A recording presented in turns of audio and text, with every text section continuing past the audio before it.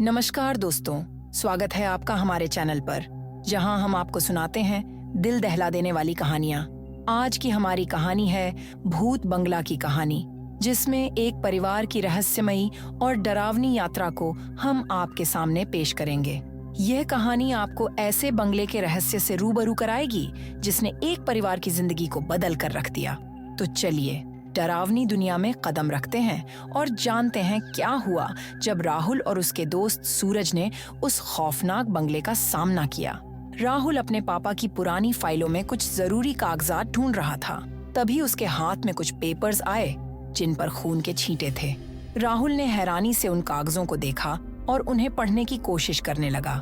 उन पर लिखे हुए बहुत से अक्षर लगभग मिट चुके थे।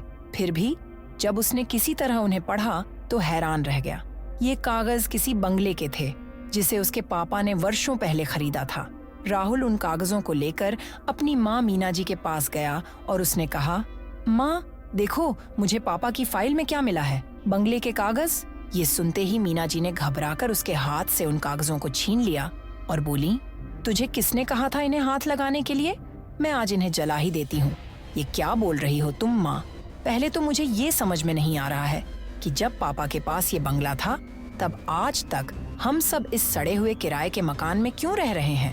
पापा ने आज तक कभी इस बंगले का जिक्र तक नहीं किया और तुम भी कागज जलाने की बात कर रही हो। राहुल परेशान सा बोला। इन कागजों को देखते हुए मीना जी की आंखों में आंसू आ गए थे। उन्होंने खुद को संभालते हुए कहा, अब तू बड़ा हो गया है, इसीलिए आज मैं तुझे सारी बातें बताती हूँ। ये बात तब की है जब मेरी और तेरे पापा की नई नई शादी हुई थी। जहाँ पर ये बंगला है, हम उसी जंगल के पास वाले शहर में रहते थे। हमारा कारोबार भी काफी फैला हुआ था। एक दिन हम दोनों घूमते हुए जंगल की तरफ चल पड़े। वहाँ नदी के किनारे ये शानदार बंगला खड़ा था। ये बंगला इतना सुंदर था कि एक ही नजर में मुझे भा गया और मैंने इसे खरीदने की जिद ठान ली। तेरे पापा ने मेरी इस जिद को पूरा भी कर दिया और जल्दी ही ये बंगला हमारा हो गया। हम अक्सर सप्ताह के अंत में वहाँ रहने जाते थे। एक दिन बंगले को सजाते हुए मेरी नजर एक पेंटिंग पर पड़ी जो इसी बंगले की थी, पर वह बहुत ही पुरानी और डरावनी थी। मैंने उसे दीवार से उतारा और कूड़ेदान में फेंक दिया। ऐसा करते ही मानो बंगले में तूफान आ गया। उसकी दीवारों में दरार पड़ गई और वहां से खून रिसने लगा। इससे पहले कि हम कुछ समझ पाते, अलमारी से निकलकर बंगले के कागज हमारे सामने हवा में नाचने लगे और उन पर खून के छींटे पड़ने लगे। साथ ही वातावरण में एक भयानक आवाज गूंजी, अगर अपनी जान बचानी है तो अभी के अभी यहाँ से चले जाओ और वापस लौटकर कभी मत आना। हमने जैसे तैसे अपने आप को संभाला और वहां से बाहर निकल गए। लेकिन पता नहीं मुझे क्या सूझी कि मैं बंगले के कागजों को समेटकर अपने साथ ले आई।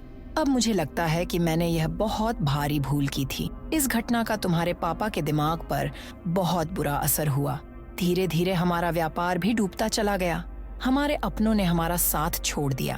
तब हम सभी परिचितों और रिश्तेदारों से दूर इस शहर में रहने आ गए। तुम्हारे पापा नौकरी करने की हालत में नहीं रह गए थे, इसीलिए मैंने घर की जिम्मेदारी उठाई।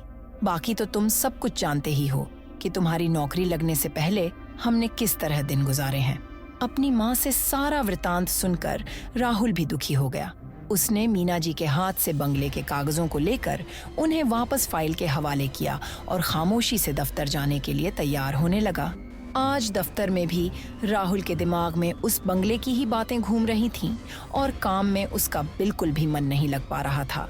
चूंकि थोड़ी ही देर में कंपनी के बॉस मिस्टर धर्मिक के साथ उसकी मीटिंग थी, इसलिए ना चाहते हुए भी मन मारकर उसे कॉन्फ्रेंस हॉल की तरफ जाना ही पड़ा। मीटिंग के दौरान सूरज ने नोटिस कर लिया कि राहुल कुछ परेशान सा है। राहुल उनके प्रिय कर्मचारियों में से एक था, इसलिए उन्होंने उससे उसकी परेशानी की वजह पूछी। सहसा राहुल को याद आया कि सूरज अक्सर काली शक्तियों के विषय में पढ़ते रहते हैं और उनके विषय में वह खोजबीन भी करते रहते हैं, इसलिए उसने उन्हें सारी बात बता दी। राहुल की बात खत्म होने के बाद सूरज ने कहा, तुम्हारी बातें सुनकर ऐसा लग रहा है कि इस बंगले का रहस्य उसी पेंटिंग में छुपा हुआ है जिसे तुम्हारी माँ ने कूड़ेदान में फेंक दिया था। शायद वो समय आ गया है कि मैंने अपने गुरुजी से जो सीखा है मैं उसका उपयोग करूं। इसलिए हम कल ही उस बंगले में चलेंगे। लेकिन अगर हम दोनों को कुछ हो गया तो? राहुल घबरा कर बोला। डरो मत, हमें कुछ नहीं होगा। मैं आज रात कुछ विशेष पूजा करके हमारी सुरक्षा का सारा इंतजाम कर लूंगा। अब तुम घर जाकर आराम करो।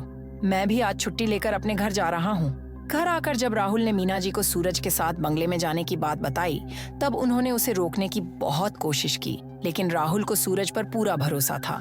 अगले दिन तय समय पर सूरज राहुल के घर आए। मीना जी ने उन्हें भी समझाने की बहुत कोशिश की, लेकिन सूरज ने कहा, आंटी, आप घबराइए मत। ईश्वर चाहेंगे तो आपका बंगला जल्दी आपको वापस मिल जाएगा। बस आप बंगले के कागज मुझे दे दीजिए। अब मीना जी कोई प्रतिरोध नहीं कर पाईं और उन्होंने कागज लाकर सूरज को सौंप दिया।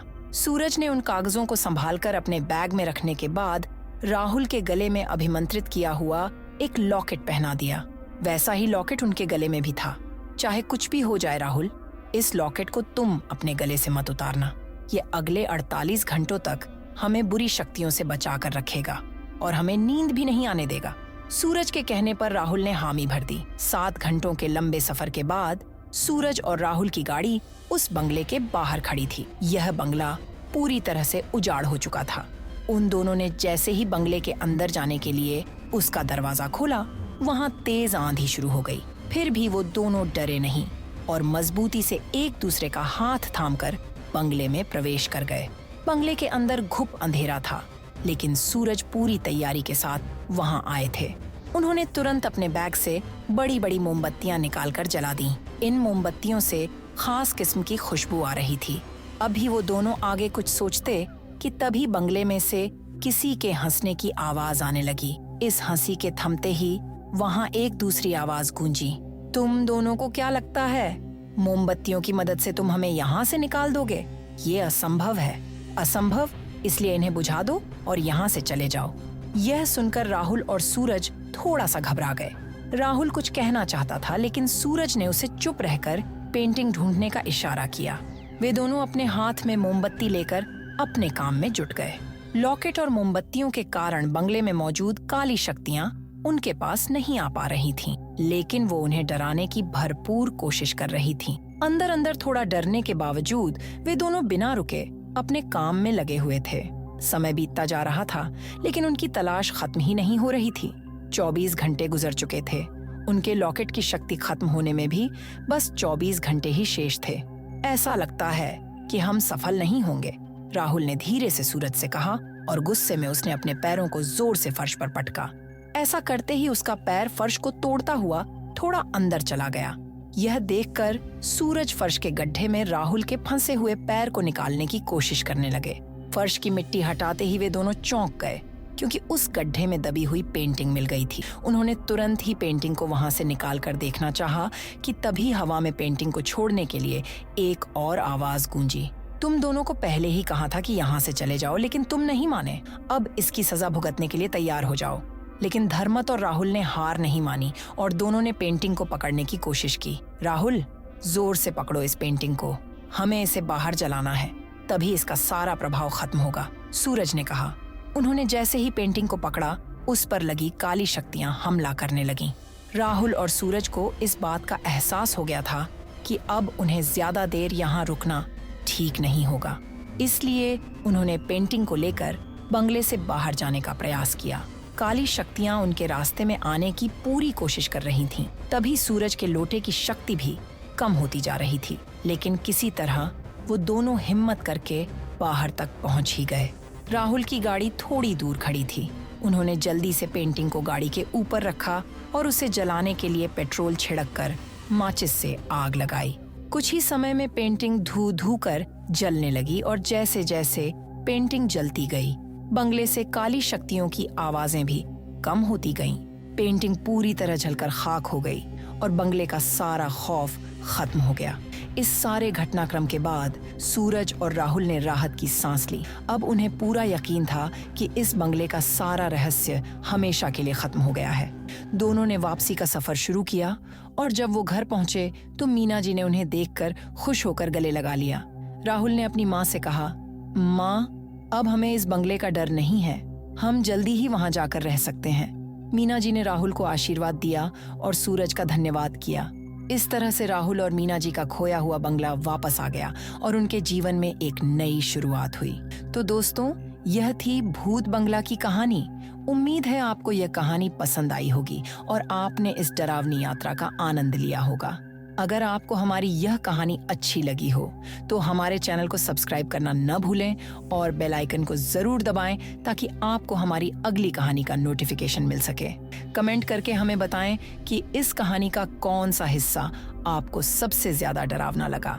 मिलते हैं एक और दिलचस्प और डरावनी कहानी के साथ। तब तक के लिए सुरक्षित रहें और सावधान रहें। धन्यवाद।